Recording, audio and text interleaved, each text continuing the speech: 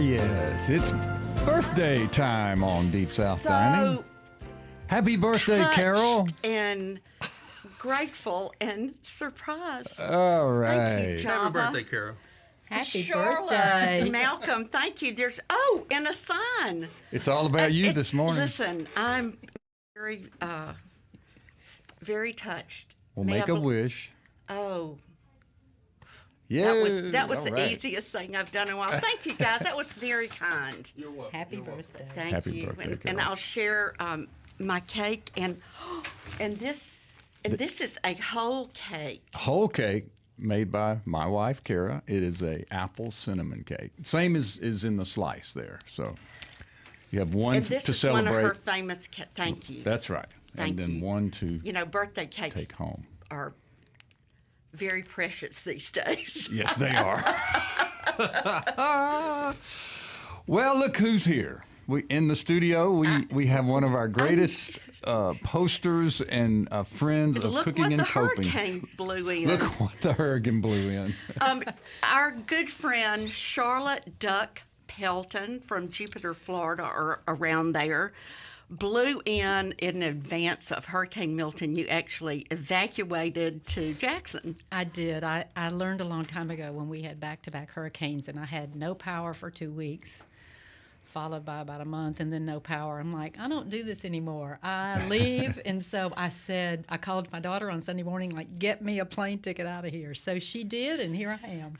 Well, that's wonderful. Charlotte and I actually went to Murrah High School together. Oh, okay. And we reconnected through our Cooking and Coping website.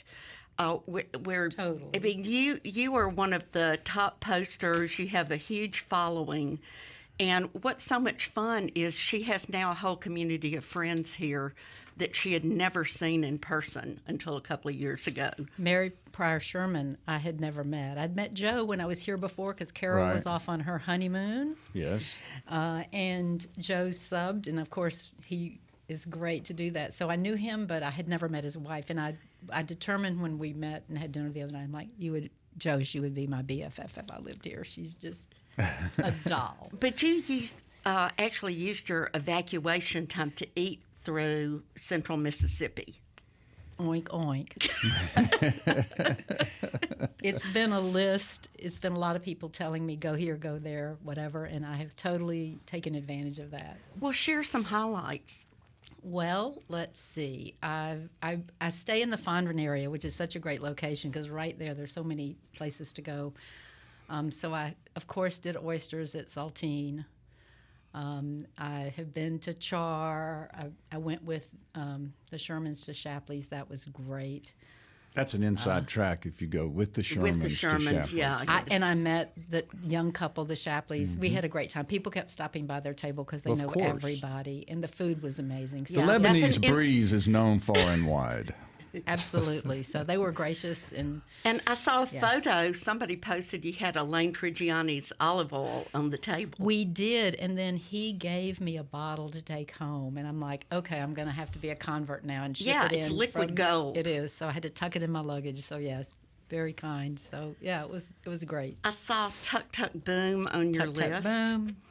That's my nephew, Will Puckett, who has that. And then you made a trip to Hattiesburg. I did. And ate around Hattiesburg. Ate there. So, yeah, I went to Hattiesburg. That's my alma mater. I hadn't been in years, and I had a friend coming up from the Gulf Coast to meet for lunch, and a girlfriend coming over from Natchez who then stayed with me. We got a great Airbnb, and we did 2 of Robert St. John's places. We did Crescent City for lunch. We were going to go to the Midtowner Sunday morning for breakfast. The lines were out the door and around the street, down the block. So we went to La Blolly instead and had breakfast there. And then Saturday night we did a Bushman Street. Yeah, I've been there. Oh, That's it was great. great. It was It's an old. So where is it? It's downtown by the train station. Lovely Really place. lovely place. Lovely Great place. food. Good vibe. Yep. You have to check it out, Carol, next time. Yeah. I think it's some sort of historic building. I can't remember exactly. I don't know, but it's very a cool. really cool place. So, And Carol, speaking of the hurricane, there was a great benefit here in Jackson last week at the Belhaven Town Center, a benefit for Hurricane Helene. hosted by Damian Kavecki of Howlin' Mouse, Hunter Evans, our own Enrica Williams, and Eddie Wright, all preparing food and raising money. They cooked a whole hog and had a great meal. They had thousands of people out at the Belhaven Town Center, and it was very nice, and I'm glad I got to attend. And they were raising money for the good folks in western North Carolina, the Asheville area. Yeah, where Damien came, well, he didn't come from there. He was born and raised in New Orleans, but Damien lived and worked, had his own restaurant, a couple of them, I think, in Asheville. So he had a connection. So we raised money both for the World Central Kitchen and for restaurants in that area. And, we have some great friends in Asheville, too, that are doing the Lord's work with World Central Kitchen, Chef John Fleer, and our good friend Elizabeth Sims. And Elizabeth and John actually founded a charity called Equal Plates during COVID, and they serve 5,000 meals there in Charlotte. World Central Kitchen is on site in your area, right? They are. They were set up prior to the storm actually hitting in the Tampa area, because that's really where everybody expected it to be the worst, and it was. But there were also other areas that were hit hard. Speaking of charities that raise money for people who are hungry and who do great work, on the phone we have with us Martha Allen, the executive director of Robert St. John's Extra Table. Hello, Martha. How are you? Good morning. Good morning. I love all this talk of feeding people and fighting food insecurity. Well, that's exactly what you guys do at Extra Table. And you've got a very special fundraising event coming up. Can you tell us a little bit about that? We sure do. It's this Thursday night in Jackson, and it's called the Bourbon Festival, and it's our 4th year. And what is more fun than drinking some bourbon and supporting those that don't have a voice, that can't speak for themselves, that are food insecure right here in our own state and in the Jackson metro area. So you can join us this Thursday night from 5:30 for VIP and 6:30 for general admission, and we'll have 125 different bourbons. Wow. So do people go on your website to learn more about it? Yes, you can learn everything you need to know on our website, extratable.org. And let me toss a few more fun facts out there. So we've got Saints football on 2 big TVs. We've got LaFleur limos, should you need a ride there or a ride home. And we've got Spring Street cigars, so there'll be some good stuff smoking. And then Robert has sent his catering team, and so we will have anything from bourbon-flavored foods to Flaming Bananas Foster. And Adam Trest will be our live artist. Adam Trest off Hometown. His work is so fabulous. And tell us again, it's in Jackson at the Reed House at Live Oaks. That's Live Oaks Golf and Country Club? Golf Club. Yeah. Yes, it is. So it's this Thursday, October 17th at the Reed House at Live Oaks, and it starts at 6:30 for general admission. Tickets are tax deductible, and they're $100. And it's just a great way to entertain clients before the holidays, to get out as a team and enjoy, or take your wife or your buddies on a weeknight date. Wow. And bourbon is so hot right now. I mean, everybody's really, that drinks, is very interested in this bourbon phenomenon. We have our own cathead, Old South. Oh, yeah. No, it's not. That's right. Old Soul is hosting the cocktail competition. Old Soul is hosting the cocktail competition. We'll have 8 Jackson area bartenders competing over the trophy of Best Bartender at the Bourbon Festival. There you have it. And for our listeners, listen to this now. We have 2 tickets, a pair of tickets to the Bourbon Festival. If you will send us a Talk to Us message on MPB's public media app, telling Carol happy birthday. Oh, now. And we will get you 2 tickets to this event. That's just open the MPB public media app, click on Talk to Us, then select Deep South Dining, record your message. The first person to send us a Talk to Us message wishing Carol a happy birthday wins 2 tickets to this event. So we will hope that we'll hear from you soon. Well, Martha, besides what you've outlaid for us, tell us what's going on at Extra Table. We got a few minutes. Yeah, thanks. We're busy feeding people. For those that don't know that are listening, at Extra Table, we fundraise in order to purchase new, healthy, and shelf-stable food that we deliver for free to 63 food pantries and soup kitchens across the great state of Mississippi every single month. We deliver it to their doorstep for absolutely free. And it's always quality, healthy food. You know, the same ingredients that are on your pantry shelves and my pantry shelves. And at Extra Table, we believe that our food offers dignity and respect and hope for a better tomorrow. We want to be that piece that lifts people up and helps them get through that day and on to the next. And, you know, food's a basic human right. We can't do without it. So. And tell us about the red beans and rice packaging that you guys have done. And I was fortunate to attend the kickoff for that at Fertile Ground. Right. So we're moving around the state slowly but surely. We've got a little extra funding. We're trying to find a full-time employee. But we did the research for 2.5 years to determine what vitamins that food-insecure Mississippians were missing in their diet. And then we took those vitamins. We went to a Jackson company, Reed Foods, and they helped us create a spice blend that was low sodium and delicious. We worked with 2 universities, and now we use we're creating red beans and rice. And so we have a spice and vitamin mix. We use Mississippi-grown rice, and we found a bean that's parboiled and split, so it cooks up at the same time the rice does.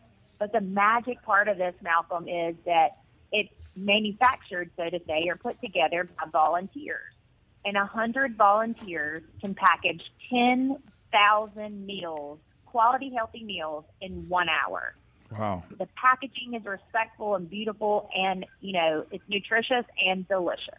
All right. Well, thank you so I'm much. hungry just thinking about it. Martha, that is just outstanding. And just to think of the research that went into that and the goodness that you're giving people. It's wonderful. And we're so grateful for Extra Table. Oh, thanks. And we'll be serving the red beans and rice at the event Thursday night. So if you're there, get a sample. It's delicious. Seek me out to find it. So that's this Thursday, October 17, 5:30 to 9:30 in Jackson at the Reed House at Live Oaks. This is a fundraiser for Extra Table. And Martha Allen, we are proud of you, and we thank you for coming on this morning. Thanks, my friends. Happy birthday, Carol. Indeed. Thank you. I appreciate. I've never had such birthday wishes. And, you know, Malcolm, the best birthday I ever had was actually with you. When we were canoeing on Mays Lake. I love to be outside on my birthday. And a very phenomenal thing happened. Each of us had our canoe. Yeah. And canoeing across the lake, and a bass. A large bass jumped in my boat, in my canoe. And it was a sign. It was a sign. Oh, I thought maybe you were going to say you flipped over. No. A fish jumped in my boat. A fish jumped in. So many memorable birthdays with Malcolm. Absolutely. Okay, folks, we're going to take a break right now. And when we come back, we're going to be joined by Uncle Larry. Uncle Larry Roussel, the ready, set gumbo cook. He's cooking live for the entire staff here at MPB. And he's going to come in and bring us a little taste of what's brewing out in the yard out there. Hey, Malcolm, hey. Do the people at MPB love to eat or what? Yes, they do. And I see what's coming here. I think you and I are about to have some gumbo. Yeah, anytime there's food left over from the show. Charlotte, you ready for some gumbo? I'm ready. All right, we'll take a break. We'll come right back with Uncle Larry himself. That's Larry Roussel, the gumbo cooker.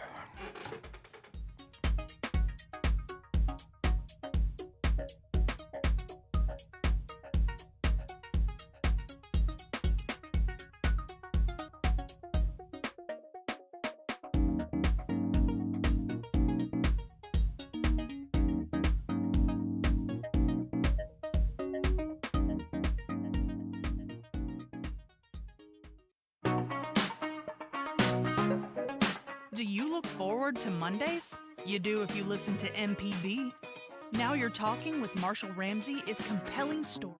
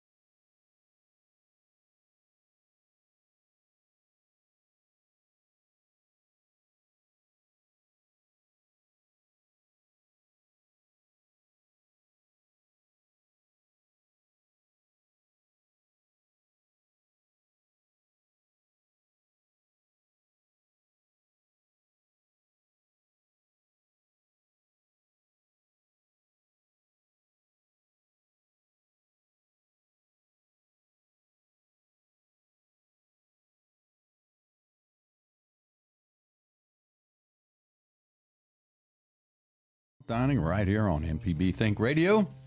Malcolm White eating a gumbo and potato salad.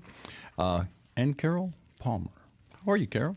Hey, Mel. The birthday girl. I'm having a happy birthday. We got a caller. We're going to take it real quick before we introduce our special guest. Who's on the phone? It looks like a guy named Joe Sherman.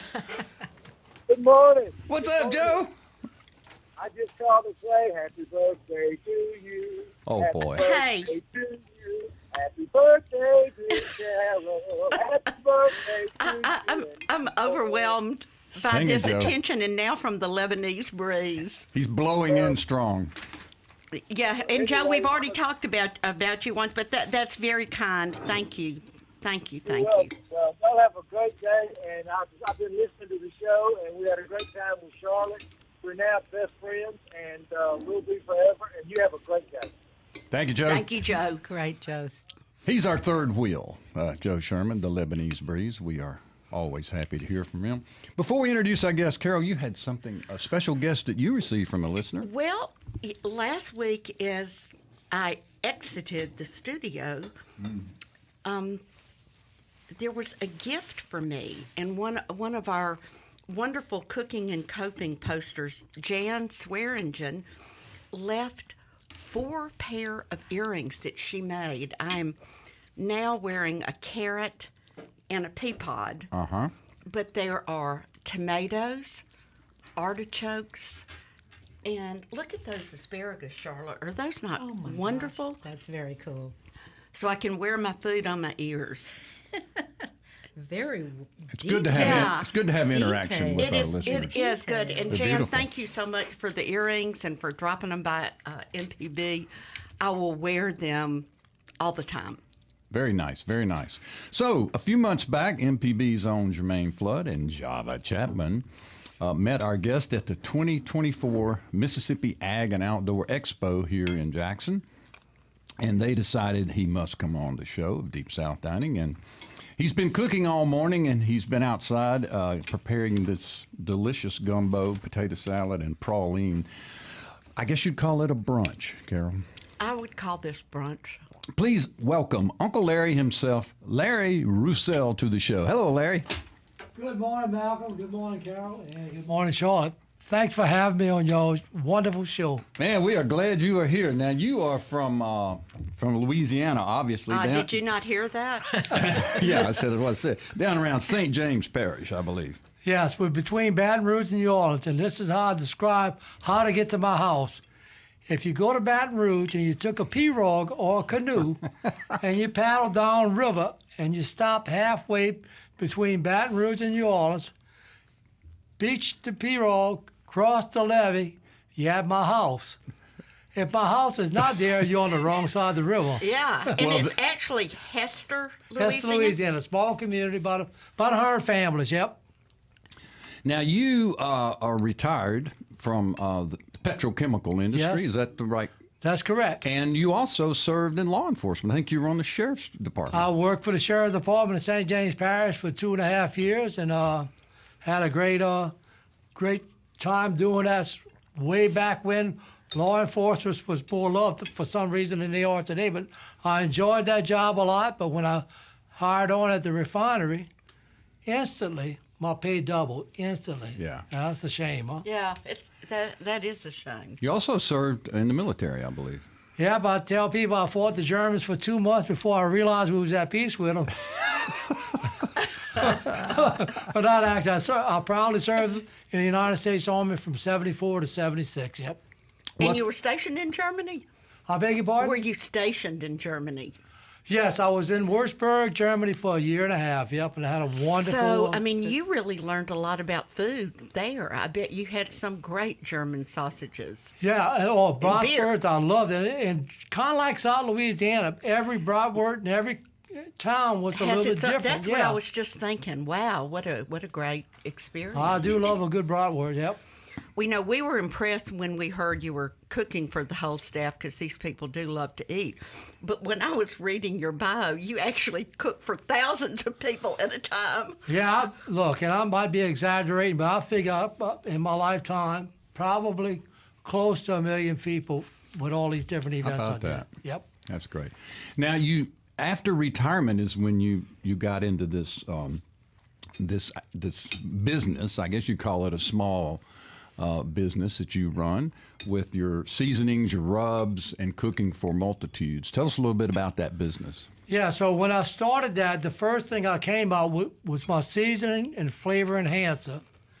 And I actually went to LSU to the Ag Center. They had a little seminar there, and had all these wonderful testimonies about how the food incubator helped them with their particular business. Yep. So I said, what about a seasoning? And the director said, don't waste your money. The market is flooded. And I said, what if I got something different from everybody else? And she said, don't waste your money.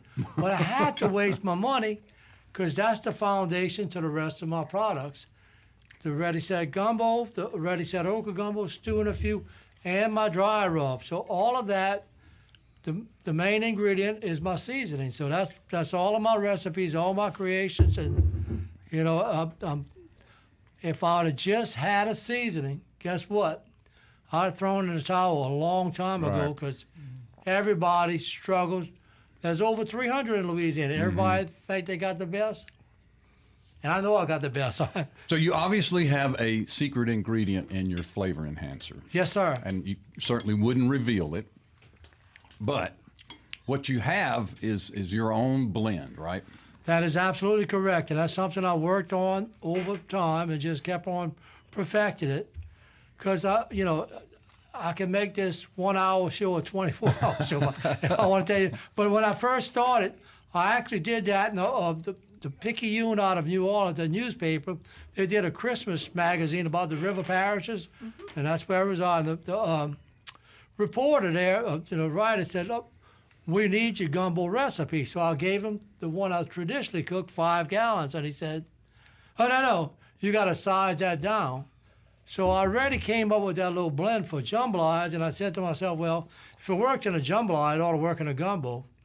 And it did. I sized it down, and that's when I really kind of came up with the Ready Set Gumbo. Okay? This one, yeah. That's stew. That's a stew and a few right there. I'll tell you about that one after. Right. My best-selling product in South Louisiana is stew and a few. Well, let's just go ahead and tell us about it. What is stew and a few? All right, stew and a few. Pass it around, Mal. Okay. Stew and a few is going to be the most versatile product you could ever find in a supermarket. Because you could do so many things with that. And I got 2 pages front and back with stew and a few recipes that I developed.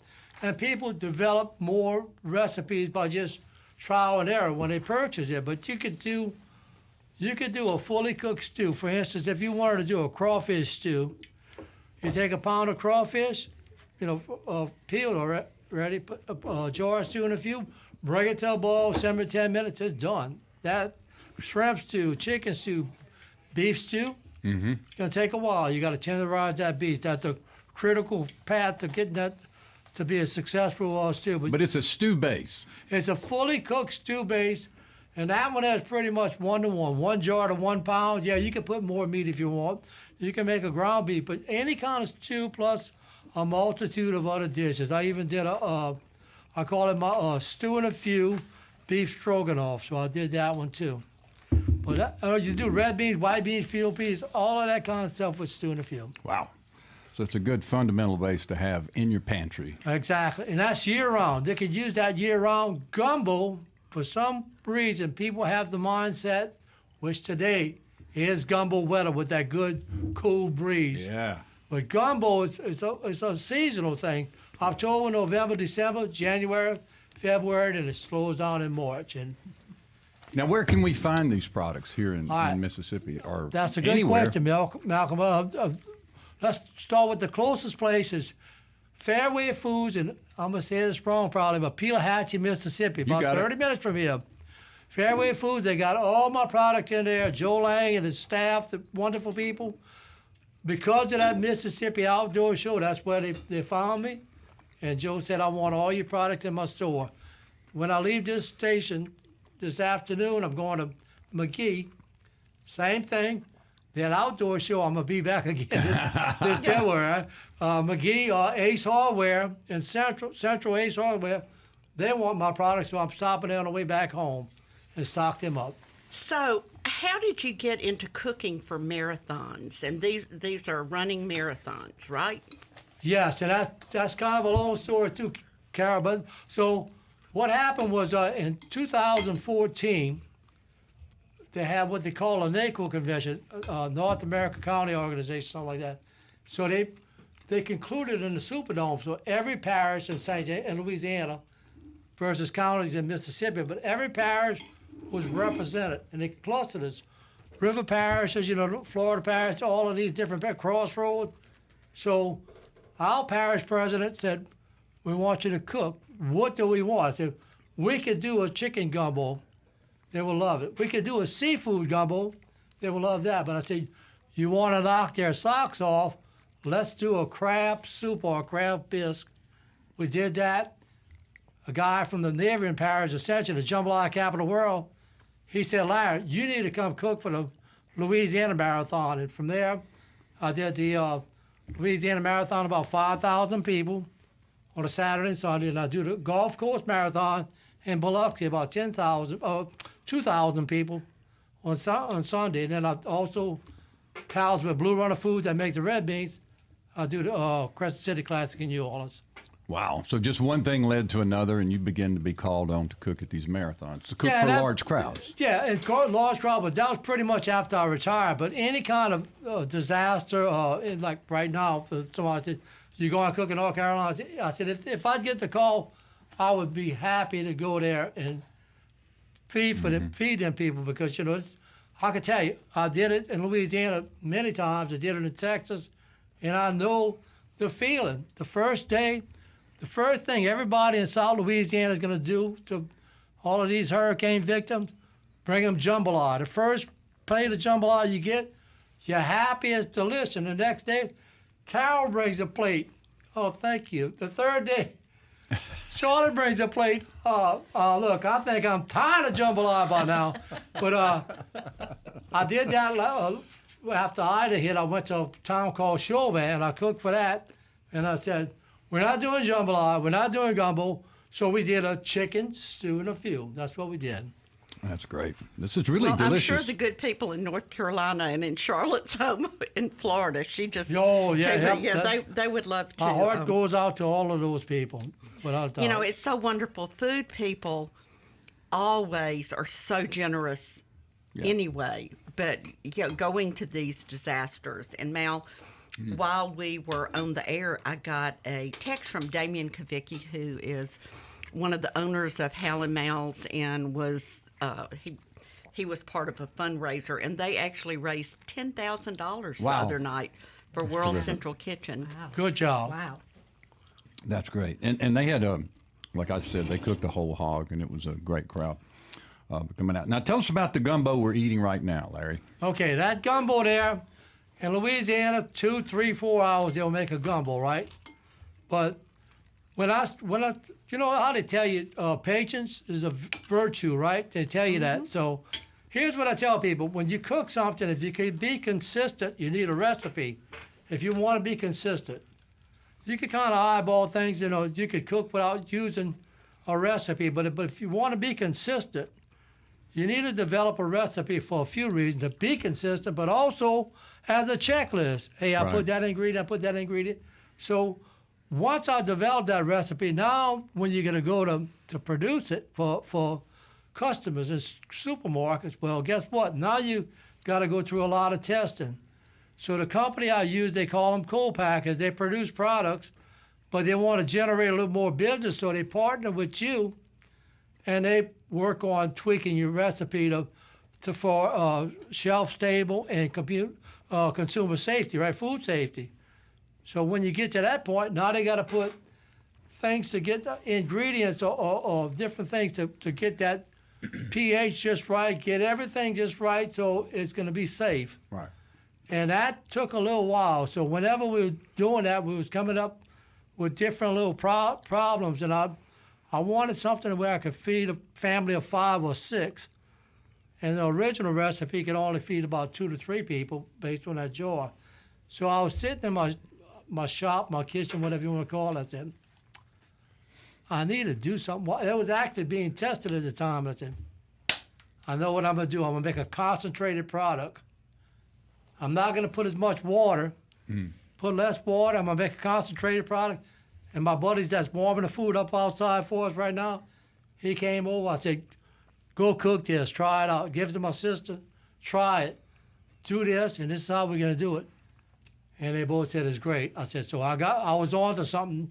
And that's when I came up with the concentrated product. Because we had, like I said, we had issues. We had a lot of separation before. And working in a refinery, guess what? I wasn't one of your best oil refinery workers, but, you know, I did learn a lot of engineering. And I wasn't an engineer, but I learned a lot of technology, emulsion and stuff like that. So what I wanted to do was, you need oil, but I wanted that to be all kind of emulsified in the product, and by concentrating, it did it. So this gumbo that we're eating is a chicken sausage gumbo. Tell us a little bit about what you use for a roux, if you use filet or not. I see this does not have okra, but I know you have an okra gumbo. Yep. This one. No, right that here. one there is okra. That's correct. The one we're eating, talk to us about the base, the roux, and the thickening parts of it. All right, so I do use a roux. I do use a roux in my gumbo, and people say, oh, you got a roux. No, this is a fully cooked, concentrated gumbo base, both of them. And I'll tell you the little difference between the two. But I tell people this all the time. Gumbo is not a South Louisiana thing. Gumbo is a regional thing in South Louisiana because every region has their own style. Some people like okra in their chicken gumbo. We don't in our area. We like it in a seafood gumbo. So that's the one thing. So I was developing ready-set gumbo based on chicken. So we got a roux, we got the water, we got my seasoning in there, we got all the ingredients, and when it's finished cooked, they call it hot packing. Whenever it's finished cooked and all the testing is performed and they got the right pH and everything is correct, they put that lid on that jar at 185 degrees ballpark. And the next couple of days, you can hear all of those caps are sucking in, vacuum. Right. I know that sound from making fig preserves. Yeah, it does exactly the same thing, exact process, and it's it's a high temperature, so for safety, for food safety. So. All right, we want to remind our listeners that we're talking to Uncle Larry today, Larry Roussel from St. James Parish down in Louisiana. And he cooks gumbo and he makes rubs and seasonings, and he's here today to visit with us about that. And we were talking about the gumbo that we're eating, and this is a chicken andouille sausage, and I think you use chicken thighs, right? Yeah, I like boneless chicken thighs, especially for something like that when you're feeding large crowds. You know, nobody want to mess with the bones. And I do love bone-in chicken in a gumbo, but that one there is just quick and easy. So I buy chicken thighs by the bulk, cut it up in bite-sized pieces. And then, in this case, that was fresh. When I bought it fresh, I cook it fresh. So, but I'll also, when I'm planning an event in the future, I'll vacuum pack that in 10-pound bags because I'm cooking for bulk, right? A lot of people. And then I'll take that out of the freezer the day of and start cooking with it, thaw it out real fast. So yeah, chicken thighs is my favorite cut of meat on a chicken. Now the sausage, you can do all kind of variations from that. I do love a good smoked turkey neck gumbo. And the critical path to getting a good smoky turkey neck gumbo to perfection is tenderizing that turkey neck. So that takes a while to cook it down, get it tender, and then you can put the chicken, and then you can put the sausage before the chicken, but put the sausage, bring it back to a boil, let it simmer a little while, put the chicken, ball of chicken thighs, raw, bring it back to a boil, because you got to hit that, you got to get out of that danger zone, obviously, and quick. And then whenever you bring it back to a boil, you cut it back to a simmer, wait for the chicken to sink, skim that grease on top, time to eat, done. So were you known for your gumbo before you started these products? Yes, I pretty much, yeah, that's one of the things. I love any kind of South Louisiana dish, except etouffee isn't a thing in our area. They do it, but we don't do etouffee. We like a stew better. Right. So, yeah, we have a festival in St. James Parish called the Festival of the Bonfires. And that is lit on Christmas Eve. That's when you light up the Going down the levee. the levee We- for we Santa. have- Charlotte, have you ever seen this or heard No. about it? They make like teepee type big fires up and down the levee for miles. And I think the point is it was supposed to help Santa see. Find his way. That's Find his correct. way. Love And so that. burning Beautiful. bonfires all down the levee. That's I right. have to put that on the list. Yes. And look, Bucket if you list. ever said, I want to do it, you call me. We're going to definitely do it together. Because my sister normally does it. My oldest son said, Dad, what we need to do is build the bonfire and wrap it. Wrap it with a ready, set gumbo. So get a trap and put like a little green lid on top. Like a and jar. We talk about it, but we never do it. But one day we will. So How many bonfires are in the area where you are? over 100, and they're about 20 feet tall, the majority of them. They got restrictions. You got limitations on what you can put in it. You know, you want to have a clean emission. You don't want no rubber tires like we Right. used to do way back when. Yeah. So nothing but wood for the most part. No nails because of the levee board that rides up and down that levee Sure. to make sure everything's good. So everything you gotta make sure that we're doing it correct. That's the main thing. Carol, you remember the event that I organized called Christmas by the River? I do, Malcolm. It was based off of these bonfires along the levees in the river counties. That's where I got Wow. that idea. Wow. Yep, You've had so many ideas, Mal. I did. Yep. Oh, I want to talk about our own gumbos. I want to talk about Malcolm's gumbo and Charlotte. Are you a gumbo maker? I am, but I have a recipe I've used for years and years and years. Well, and Same one. what makes a good gumbo for you, Malcolm? Well, I think Larry hit it. There are so many different types of gumbos. A lot of them are regional. A lot of them are family based. You know, the gumbo that I make is a recipe that Hal and I perfected over years, growing up around the coast, living in New Orleans. And this is just how our aunt made it. Was this your Aunt Von Seal? This was Aunt Murtis. Aunt Murtis. Yeah, okay. And she Why made it. did I not know that? Because it's on the menu at Hal and Mal's. Murtis's gumbo. But she made it often at Mary Walker Bayou, which was a little community down on the coast off of the Pascagoula River, and they had a little camp there. So we would catch the crabs, go out and catch the shrimp, and all the sort of ingredients were local and native. But she made a roux and used okra, you know, in the Trinity. Right. It was a little thicker than this, but seafood. It was a shrimp, crab meat gumbo with okra, and it's a little bit thicker than this. And but you know, each and every person, every home, every region makes a different type of gumbo. Now I love a chicken andouille gumbo, and I've made it a few times. But when I make gumbo, I typically make a seafood. And your gumbo And I've is never good. really used filet. I've always used okra. I don't know, Larry, if you ever used the filet. Use it, and most people use it toward the end. They'll put it in directly in the gumbo, and it's more of a thickening agent. But I can tell you, if you put too much, you're going to make a stringy Yep. gumbo. Yep. So. Hey, Malcolm, since we have a worldwide listening audience, let's say what the Trinity is. The which Trinity the is base- onions, bell peppers, and celery, right? That's correct. in equal amounts, pretty much. equal- And it's in almost everything we think of as Louisiana cooking. That probably shouldn't be, but it's in a lot of things. And Larry, you know more about it than I do. Well, you know, that's a lot of people call it that, but myself, you hit on it. Your aunt, y'all followed that gumbo. And I followed the way my mama used to make a gumbo. Onions only, nothing else, you know, no bell pepper, no celery. And I that's what I base it on. So I just use onions in that. In the okra gumbo, onions and okra. But yeah, so you hit it. You're gonna follow somebody that you grew up eating that food, and that's what if you like it, you're gonna try to mimic that recipe. Absolutely. Okay, Charlotte, what kind of gumbo do you make? So I have a recipe I've used for years and years and years out of the New Orleans cookbook. You know Yeah, that? the No, Collins, it's been around forever. Yep, Richard and Ruma and Collins. Ruma Collins. Love it. It is a chicken It's a filet gumbo, and it is chicken and sausage, of course, andouille and shrimp or crab. Last one I made, which was not that long ago.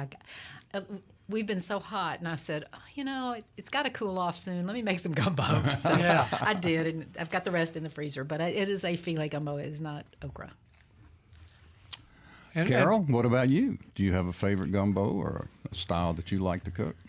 I have to admit that it took me forever to really learn to make a roux dark enough for the gumbo. I was just too scared to push it.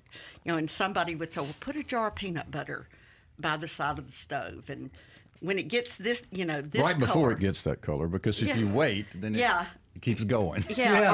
Or put a copper penny, because, I was always making my roux too light. So I didn't grow up in a house that made gumbo, although we spent a lot of time in Pass Christian. It was usually someone else's gumbo. So I make a great seafood gumbo. The gumbo that I like best, though, is April McGregor's turkey and sausage gumbo that I make after Thanksgiving and Christmas. And April McGregor is one of our great posters on cooking and coping. And she actually is from Mississippi, grew up on a sweet potato farm, has been a major food influence in North Carolina where she lived, and is now in Philadelphia, Pennsylvania. But I make her gumbo at least 3 times a year. It's in the recipe. Okay, I got a trick for you, though, and I learned this in the last couple of years, is I do an oven roux. Yeah. And you can't mess it up. Yeah, if you just keep brown it, the so easy. flour in the oven. You just do it in the oven. I do oil and mixed, but the way you set the temperature, you can't really burn it, and it is so much easier. I always have a jar of roux in my fridge. And also, they now make roux that you can buy pre-made, and all you have to do is spoon them in. I mean, I don't know, Larry, how do you feel about it? No, a lot of different companies do that. One I can think right off the bat is Savoy's, which is a fully cooked roux, and then Tony's Asheries does a dry roux in a canister. So you can do that, and I don't find the taste is that much different. But one thing I do, I agree with what Carol said about trying to get that color just right.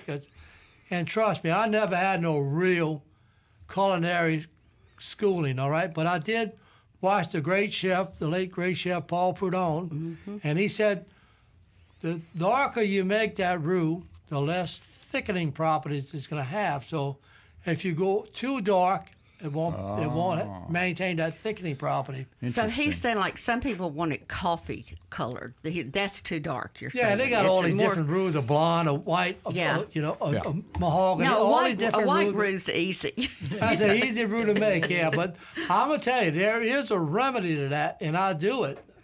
I use kitchen bouquet to get the color. And I'm going to tell you why. I had a buddy of mine, I call him like a friend of mine, but also a cook at Nemesis. He said, I don't do this, I don't do that. I said, well, I use kitchen bouquet in my gumbos. He said, I never bought a jar of kitchen bouquet in my life. I said, well, that's because you cook for 4 and 5 hours. I only want to cook for an hour. That's it. Done. Well, y'all have given me great permission to do roux different ways. I know there's I felt that I had to suffer. No suffering. Yeah, the We've all person who suffered. taught me, Jane Brock, who is sadly no longer with us, but was a major influence in my life at the Everyday Gourmet, she said, if it takes an hour, it takes an hour. Right. So I will no longer suffer. Do not. You've opened the door. All right, we've got a caller on the phone who is the winner of our Bourbon Festival tickets, and I think they had a message. Is that right, Marissa? Yeah, actually, we got our winner on the Talk to Us, and they left you a nice little message, Carol, so I'm going to play it for you, all right? Okay. Dignity and respect. Carol, happy birthday. Take the whole week. Happy birthday week. Thank you very much. Charles Cox. Charles Cox. Take the whole week, he says. Thank you. Well, I'll do it. I'm going to tell everybody Charles Cox said I could do it. Thank you, Charles. And we've got another caller. Bill is calling from Ridgeland. Hello, Bill. How are you? Hey, Malcolm, Bill Featherston. What's up, buddy? Long time no see. Yeah, I wanted to put my 2 cents worth in on the roux issue. Please do. I discovered a really easy, simple way to make a roux in the microwave. You get a big glass measure, you put equal parts oil and flour, and you cook it for 6 minutes in the microwave, and then take it out every 30 seconds and stir it. And the longer you cook it, the darker it gets. And it doesn't splatter. You know, they call it Cajun napalm because if you make it in a fry, I love that. Splatters. Yeah. If it splatters on you, it's like napalm.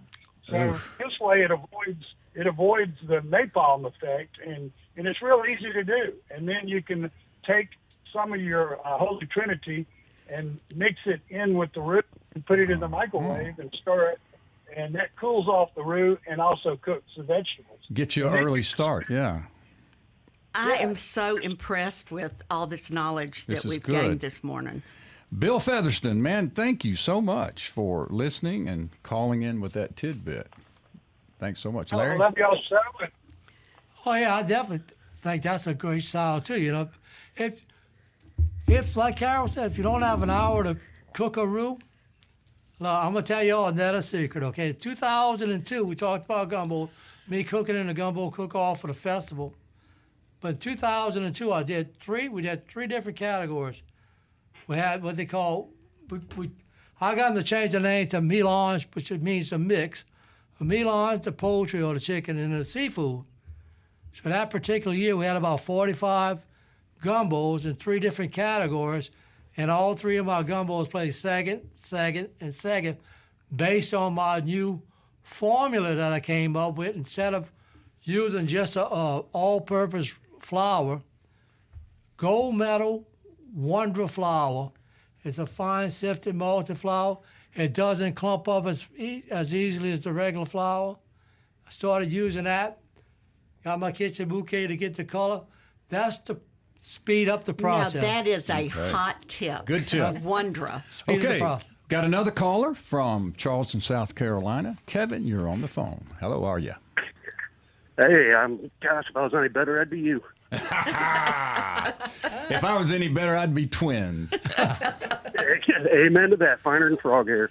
So, was hoping I could get a description. Someone mentioned making a dark roux in the oven to kind of foolproof the process. Yes.